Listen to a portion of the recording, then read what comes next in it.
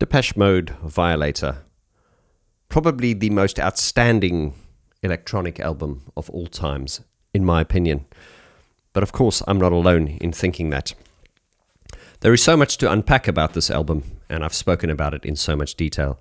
But one of the things that really blew my mind, amongst a lot of things about this record, was when I realized that the vocals, Dave Gahan's lead vocal on this album, were recorded using a Shure SM57. Let's talk about that.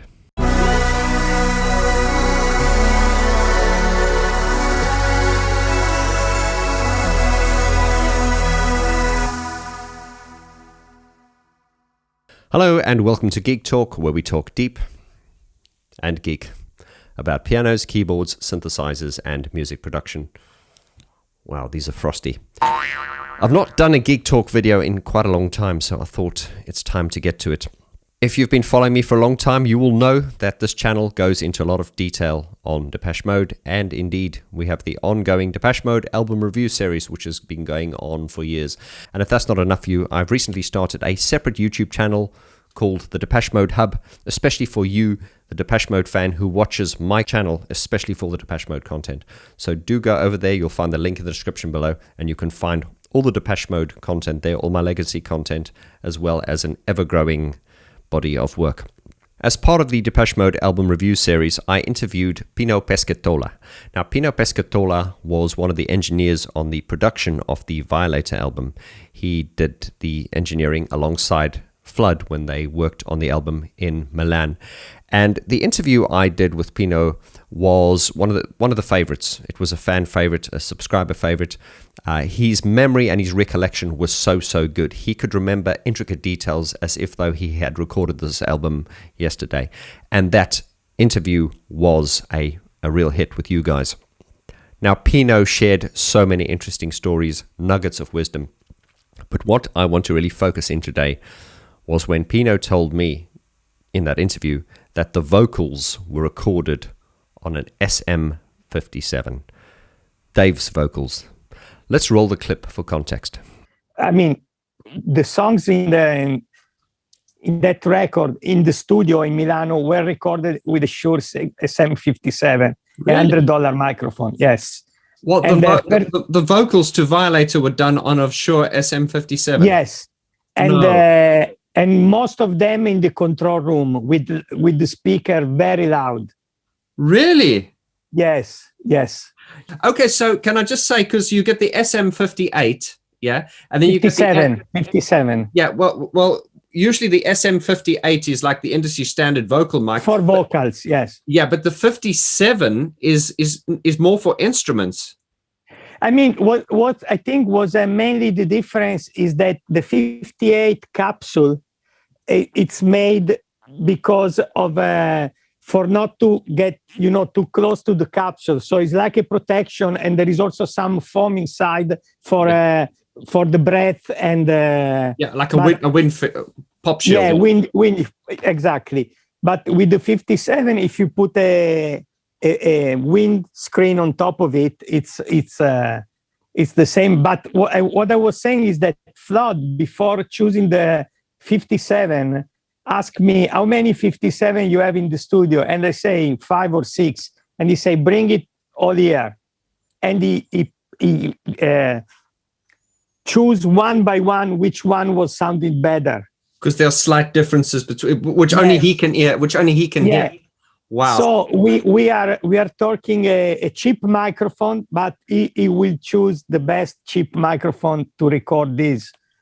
Pino, can I just say, my mind, sorry guys, I'm a geek. My mind is absolutely blown because, I know a little bit about microphones. I know we get the SM58, which is like the industry standard, which is, that's an 8. But the SM57 I've known is typically an instrument mic, for miking up drums and stuff. So I just want to say this again. Violator was recorded the vocals were recorded on an SM57. Yeah.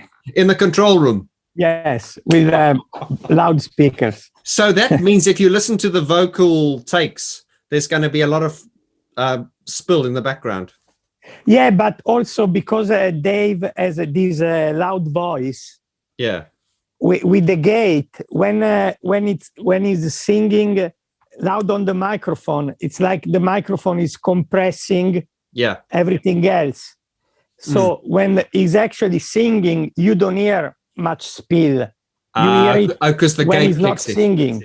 Yeah. It's then with the gate, you fix this thing. So when he's not singing, the gate closes, and when he's singing, it's loud enough to cover the outside the spill. So it was not really a problem.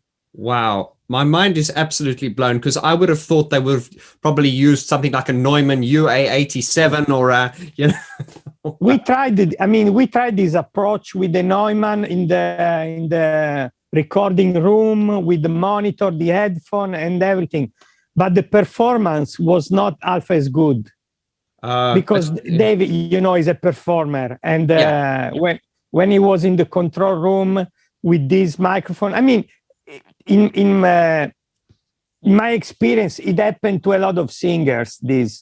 That when they sing without thinking, they sing better than.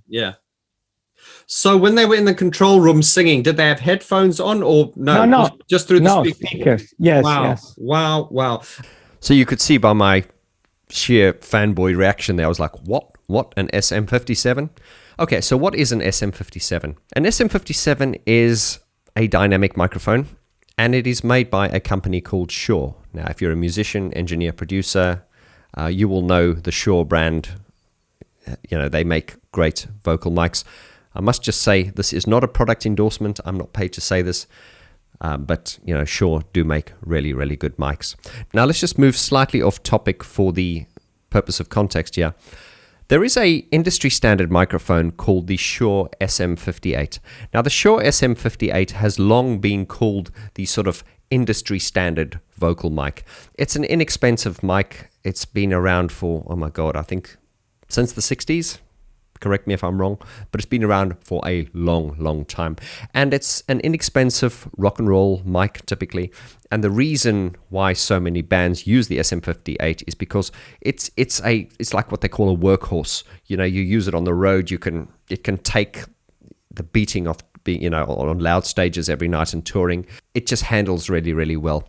It's not typically a studio mic. It's not typically what you would record, your vocals on for a record. It's a very, very good mic. Now, here's an interesting tip which you may not be aware of.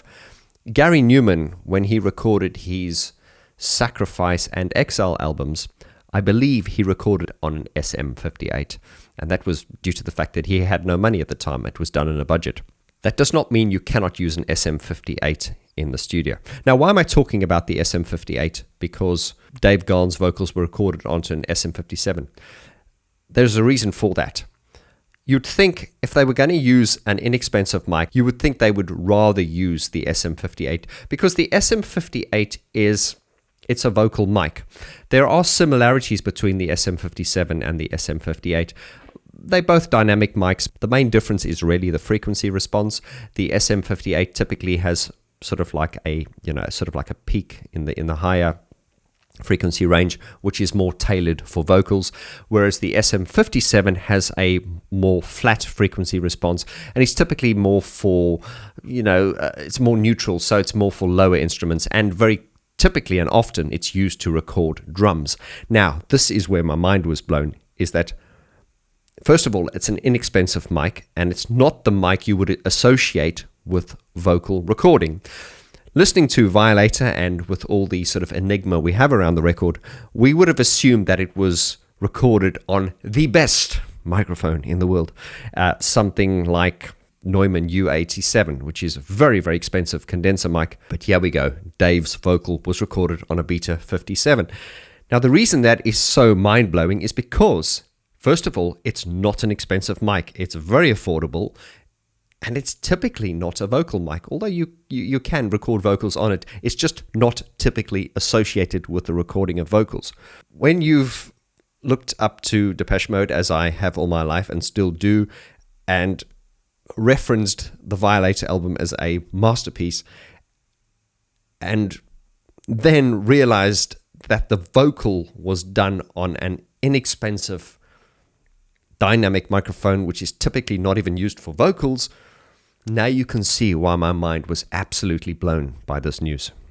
Now, having said that, with what I've learned on my journey so far, I'm not that surprised anymore.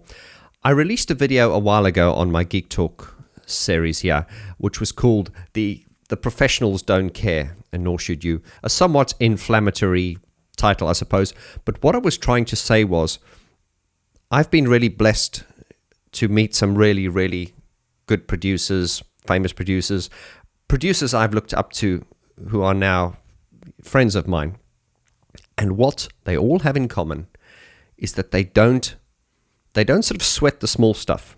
In that video, I sort of elaborated and I spoke about how we, the sort of project studios and stuff, how we really look up to our heroes and we just assume that they use the best of everything. And that's not entirely true. You often see these recording studios on Instagram and things where it's like so pristine and like a spaceship. And the reality is that a lot of records, a lot of great records that we look up to were not made in environments like that. They were not created in perfect environments.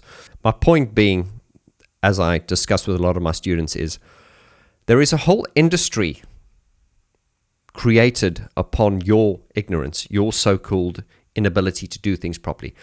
Your records don't sound good because you're not using this microphone. Your records don't sound good because you don't have acoustic foam in the walls. Now, there are certain measures that you need to put into place to make it, to make your working environment more professional.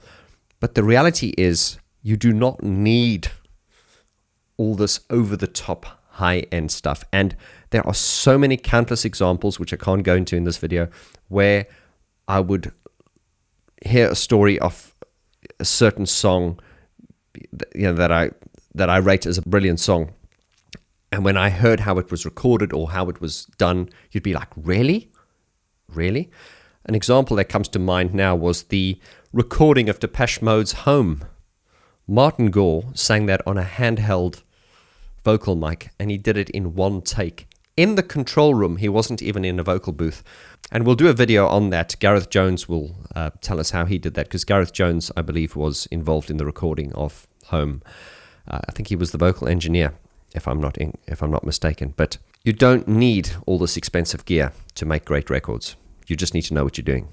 So we have gone a little bit off topic there. I think what I wanted you to take away from this video is, if you're making records or you're an up-and-coming producer, you should not focus too much on the gear. Focus more on the ideas and the implementation of those and the vibe. That is so much more important. I see so many records these days in forums and stuff, and things are so much focused on the production and you don't really hear much talk about performance and implementation and things like that. And these are things that are very, very important. And a lot of the great records, like for instance Connie Plank, who worked with Ultravox, if you go back and listen to those albums technically and critically, they're not sonically brilliant, compared to some sonically brilliant albums, I suppose. But that doesn't mean they're not great records, because the vibe is there. And now I'm going really off topic. I want to hear from you now, my friend. Are you a producer? Are you an up-and-coming producer? Let me know what level you're at and give me your opinion. What did you think when you realized Dave Gahan's vocals were recorded for Violator on an SM57? Did that blow your mind as well or not? As always, my friend, I'm very grateful for your support. A lot more coming. Check out my Depeche Mode hub. You can also sign up to watchvg.com if you want to become a VG local, and you can see all my content in depth without interruptions. And by being part of that community, you can also help support my work here and also be a part of live streams and other cool things. So thank you very much for your time as always. I'll see you in the next video. Lots of love. Adios.